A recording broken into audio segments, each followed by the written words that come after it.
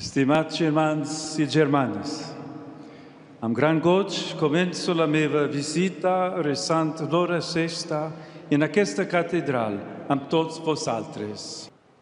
Estimats amics, Barcelona, en aquest sentit, té una gran tradició d'església. Ho recordava Sant Joan Pau II quan, en la seva visita aquí, lloava l'ànim acollido que al llarg de la història ha dut als barcelonins i catalans, a tots vosaltres, a compartir la ciutadania humana i cristiana amb moltíssima gent. I us animava a proclamar davant de l'Església que aquesta ciutat i aquesta regió són un lloc ampli i obert a la fraternitat cristiana. Amb les seves paraules trobem rostres de tants germans i germanes que entre vosaltres s'han entregat i s'entreguen per construir harmonia i comunió, més enllà de tota polarització.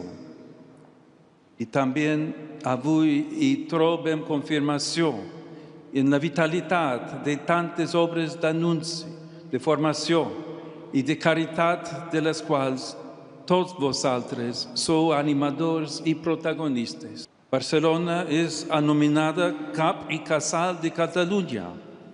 Això dona a aquesta comunitat i a tots vosaltres, barcelonins i catalans, una vocació i una responsabilitat especial per convertir-vos, amb l'ajuda de Déu, en constructors d'unitat.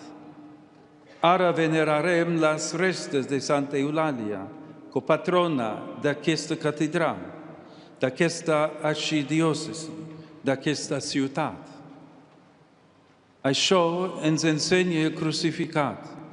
A això ens conviden l'apòstol Pau i els exemples del sant. Això volem fer plegats, segons l'oració de Jesús al Pare, durant l'últim sopar. I jo estigui en ells i tu en mi, perquè siguin plenament u. Així el món reconeixerà que tu m'has enviat i que ells has estimat a ells com has estimat a mi. Que Maria, Mare d'Església i Mare de la Unitat, ens ajudi a ser fidels a aquest compromís i a aquesta missió. Mare de Déu de la Mercè, pregueu per nosaltres.